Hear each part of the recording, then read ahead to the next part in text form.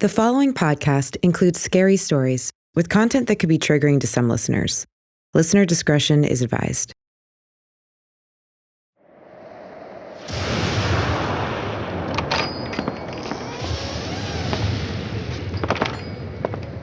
It transcends time and space.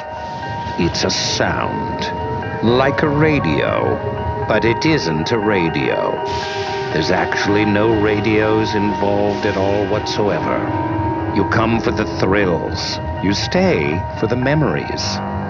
A man's soothing voice swells and seeps into your earbones and says, "It's time for ads." This terrifies you. You like, you comment, you follow and subscribe. It's radio rental.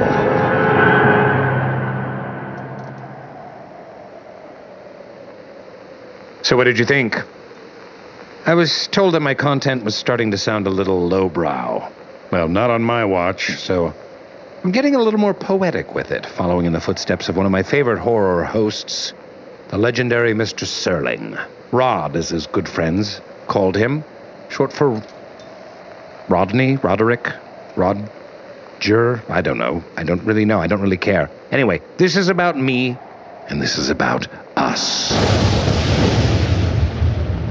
Now that we've set the vibe all good and creepy, let's settle in for one of the creepiest episodes yet.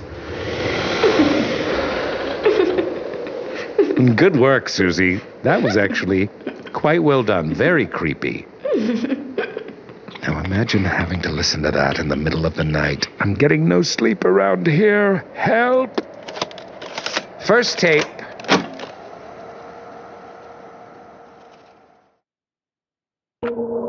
In 2011, I had just graduated from college. I moved back home with my mom and my younger brother, who was about 15 at the time. We lived in a quiet suburb of Washington, D.C. Very safe place. Violent crime was extremely rare. One Thursday in the fall of 2011, we had just had dinner, and we normally would sit down and watch TV, relax a little bit. Once we both were tired, we went to bed around 9, 10 o'clock. My mom and I both had to work the next morning. We're sleeping soundly until around 2 in the morning. My mom heard the sound of the side door, which happened to be directly below her room, shut. That's unusual. No one should be coming into the house right now. She went to the top of the stairs and could hear someone walking downstairs. I woke up to the sound of my mom shouting down the stairs, "Hello? Hello, who's down there?" Once she didn't hear a reply, she thought that was strange. So I stand at the top of the stairs and we both listen. I can hear that someone is walking downstairs. They're intentionally walking very quietly. It was inconsistent, as if someone stepped on the floorboard and heard it make a sound, stop, and then take their next footstep. Very slow and quiet, but very distinctly human footsteps. I'm feeling confused because I'm thinking no one should be here. This is very scary. My fight or flight kicked in. I could feel my heart racing. My mouth got very dry. We go into her bedroom and lock the door, and we call 911. My mom and I had made it into her closet when we heard them walk up the stairs. Way more terrified. Why would this person come upstairs when they know we're up here? We've already made our presence known. This person wants something to do with harming my mom or I. I watched a lot of slasher films as a kid, and one of my fears growing up was being stabbed. The 911 operator tells us she's going to dispatch the police to our house, but we needed to stay in the room with the door locked and wait for them to come. Our side door had a code lock. You just had to enter a code and you could get into our house. The code happened to be 1379, which were the four corners of the code. The numbers were smudged. Pretty easy to guess the code. We told the operator that the door did have a code to it, and she had asked us if we'd given the code out to anyone recently. My mom had given it out to a contractor who was doing some work in the house. While we're waiting on the phone with the 911 operator, I start to hear footsteps going up the stairs. And it sounds like someone's intentionally trying to be quiet. We hear the floorboards creaking towards my mom's bedroom. The person is walking up the stairs and across the hall. And I remember my mom holding her pepper spray thinking, that's not going to protect us. I can tell my mom is absolutely terrified. She could barely make words come out of her mouth because she was so scared. That made me a little more scared. We grow up thinking our parents are protectors. I had just never seen her so terrified in my life.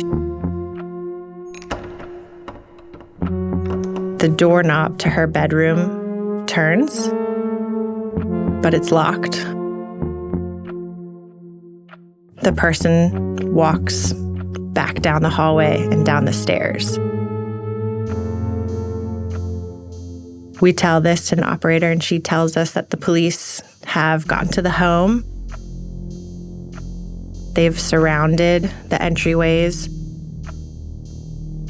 They didn't have their lights or sound on as to not scare whoever's in the house. Once the police come into the house, I'm thinking, okay, we're safe. Nothing bad's gonna happen. And I remember hearing them when they entered the house. Come out with your hands up. The police are here. Make your presence known. And at that point, a few officers came into the bedroom and let us know that we could come out. That's when I saw my younger brother.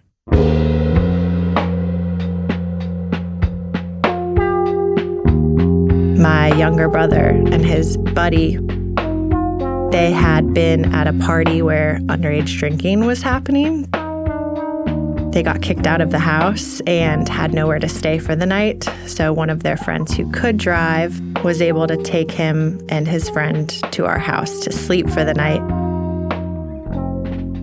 I guess my brother was not wanting to come clean about being at a party where underage drinking was, so he decided not to call or text my mom and try to come into the house quietly. I was extremely annoyed. He had just put us through this extremely terrifying situation.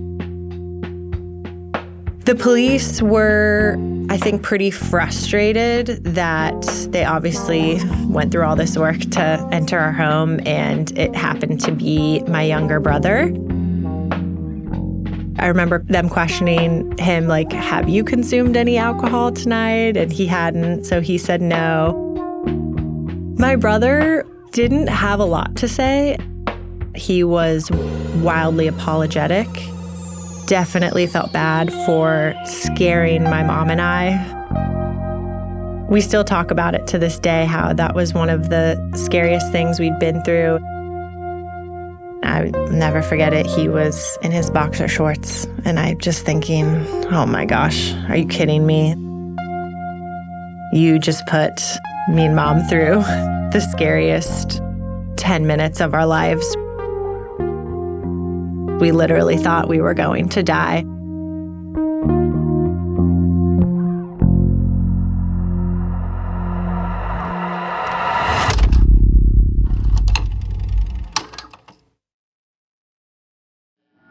We interrupt this broadcast to bring you folks at home a few ads.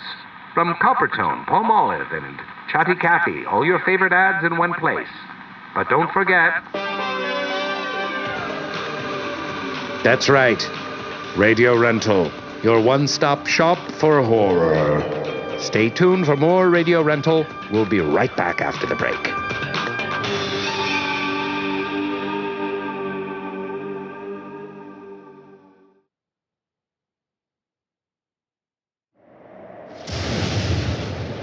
Okay, folks, it's time for our next tape.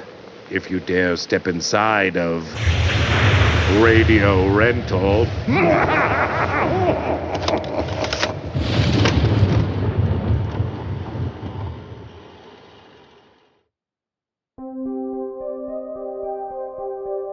I grew up in Southwest Michigan in what I would consider to be a fairly rural area.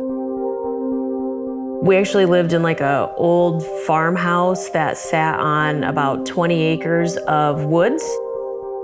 The property on the right side and across the street were just vacant lots that were owned by the local power company. They didn't have anything on them other than those really big transmission towers that you see that carry power lines to the power companies. I would have been almost 10 years old. It was the first time in months that it had been actually nice enough to go outside and play. Because of that, I had had a friend over after school. We were outside just playing, running around, being kids. My mom comes outside to let us know that dinner is ready. The three of us are just walking back towards the house, not really talking about anything in particular. We're just laughing, talking. For whatever reason, one of the transmission towers to my right catches my eye. I don't know why. It's the same transmission tower that I'd seen every day for several years. Something just comes over me, and it's sort of like just a trance-like state almost, where I just remember I stopped dead in my tracks and I think, what would happen if I climbed one of those towers? As I think that, I proceed to say it out loud. And my mom, at first, is really confused as to why I would ask that question. And she says, "What? Why would you ask that question? You would get electrocuted." She looked at me and she grabs me and she says, "If you go near one of those towers, you will get electrocuted and you will die. Stay away from those towers."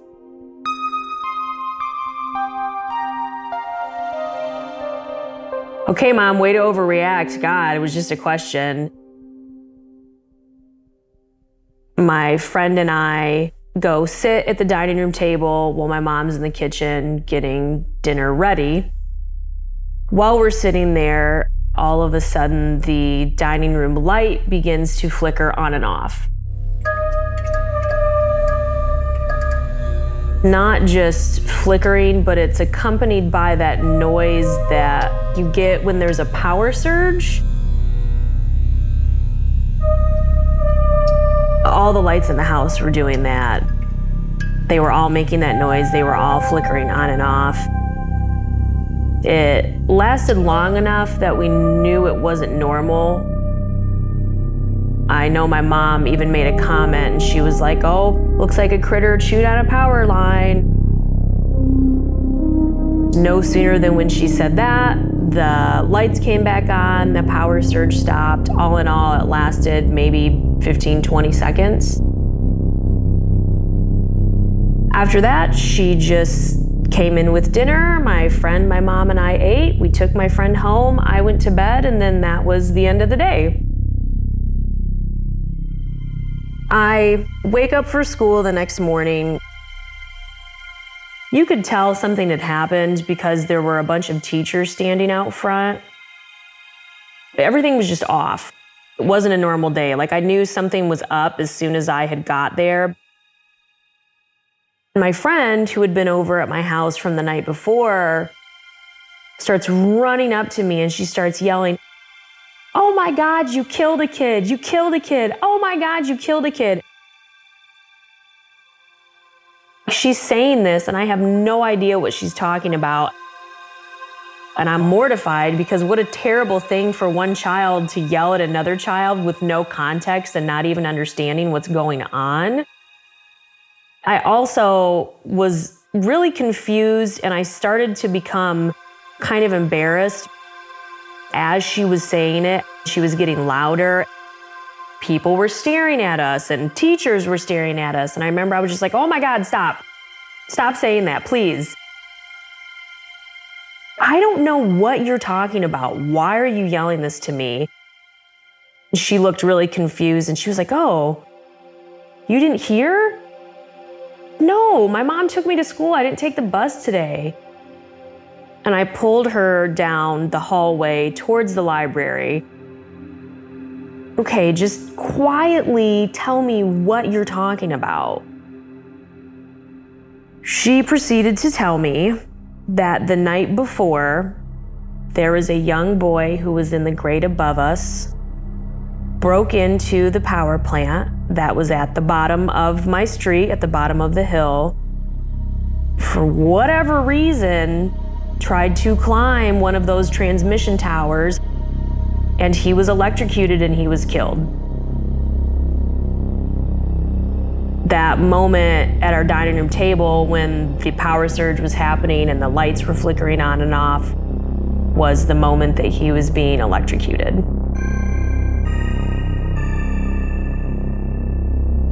It was pretty shocking, obviously. I mean, I was just a kid and I didn't understand. That whole day in class, I couldn't think about anything else other than what had happened. I just kept replaying the events from the night before over and over and over again in my head.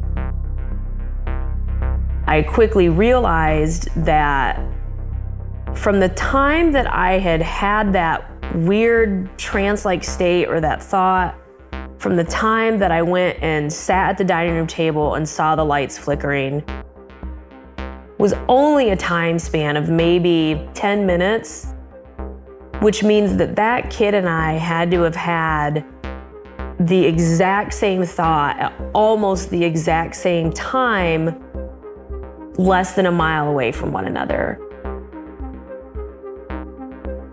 Was I just picking up on like something was off, like somewhere nearby, and it was just something that I was grasping onto? I come home from school and I'm waiting to tell my mom, and I run up to her and I am saying to her the same thing that my friend said to me, and I'm saying, "Oh my God, I killed a kid. Mom, I killed a kid." She was incredibly calm.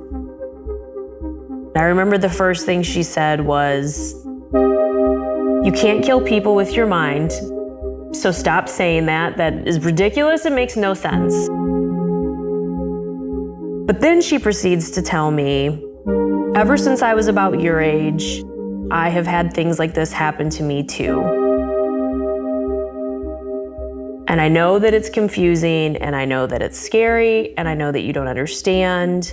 But what I want you to remember is that when this happens again, and it will,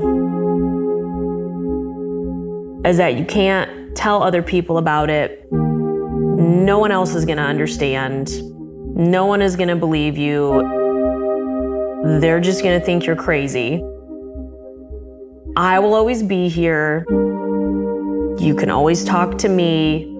I will understand. Second sight is seeing something before it happens. They are things that I've had happen my whole life. They come in all different forms. It is something that for a long time didn't share with people because I don't expect people to believe me. Unfortunately, my mother was killed in a car accident a few years later when I was 12. An accident that I fully believe she knew was coming based on conversations, her and I had had prior to her death, and she was a perfectly healthy 39-year-old woman. When it comes to the episodes of Second Sight, I've had 3 in my life. There's always a clear vision. 2 out of the 3 times, it's been corroborated by other people, and then there is a death. One thing that I've discovered from this is whether we like it or not, all of our days are numbered. Because if they're not, I shouldn't be able to see these things. Everybody has an expiration date, whether or not you want to hear that. Otherwise, this doesn't make any sense.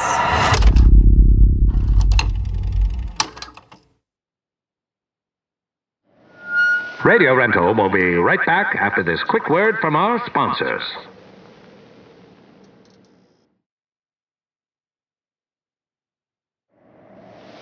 Wow, how about all of those things you can buy and get and watch and listen to and subscribe to? Discount codes and free trials sounds too good to be true. But you know what is true? The next story. 100% true. Let's play it.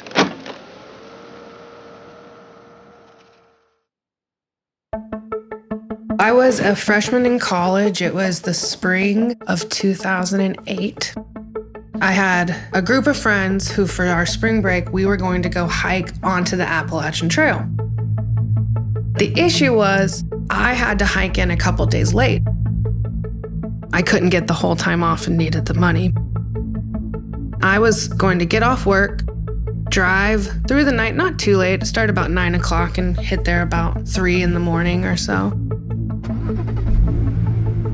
This was 2008, so MapQuest printed directions in my car. Driving through, probably on hour 3 or 4, this back, wooded, windy road. Completely pitch black. The only thing are headlights, and I hadn't seen headlights for probably an hour. Trees on all sides of us and almost canopying the drive. Just constant sharp curves.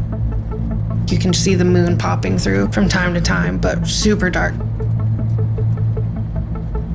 I actually see something on the side of the road, but it takes me a little bit before I clock it. As soon as my headlights hit it, it just lit up. I slam on my brakes. Oh my God, there's a baby crawling on the side of the road. Heart starts racing. I can see the baby crawling on its stomach towards the woods. I have to get this baby help. As soon as I parked the car, jumped out and started going towards it. I get a little closer. I realize that it's not an actual baby. It is a baby doll with yarn tied around its neck, being pulled into the woods. You just saw the end of the string being pulled along. This was something wrong. I couldn't hear anything. I felt like the trees got closer. My heart rate shot up. Sprint back to my car. Just take off driving. Got to the parking lot of a McDonald's.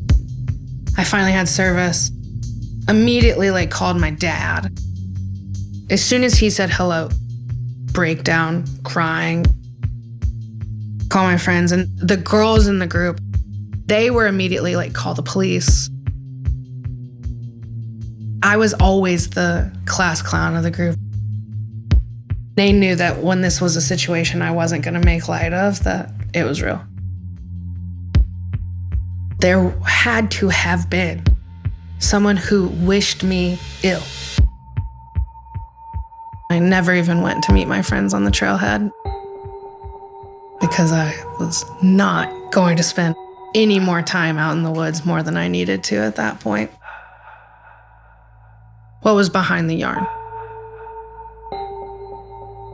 What was pulling it into the woods? I think about how long a person would have had to sit there waiting for the car to come by in a very rural area at 2:00 in the morning on a Monday night.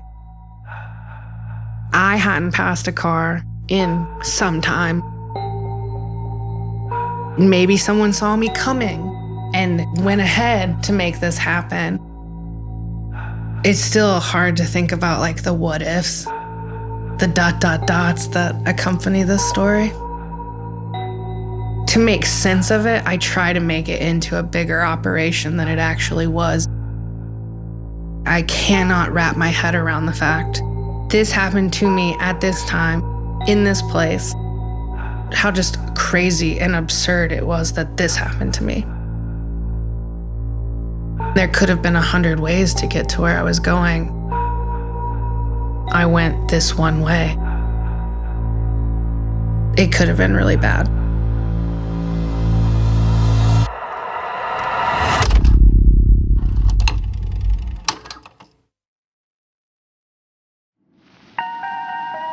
That last story may have had you on your toes. If you feel like you've lost your head, well, maybe you have. Maybe you've gone mental. That's right, completely and entirely radio rental. And it's only natural because that's what we promised to deliver here at our twisted end of the universe. Come back and join us once you've found your head.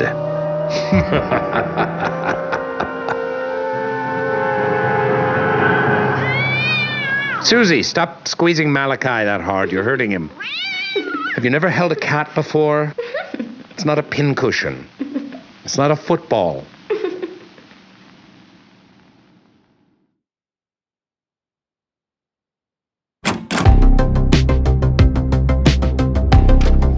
Radio Rental is created by Payne Lindsay and brought to you by Tenderfoot TV. Lead producer is Eric Quintana. Executive producers are Payne Lindsay and Donald Albright. Hosted by Rainn Wilson as his character, Terry Carnation. Written and produced by Meredith Stedman. Supervising producer is Tracy Kaplan. Associate producer is Jaja Muhammad. Editing by Eric Quintana, Mike Rooney, Sean Nerney, and Sydney Evans. Additional writing by Mark Lachlan. Sound design, mix, and master by Cooper Skinner.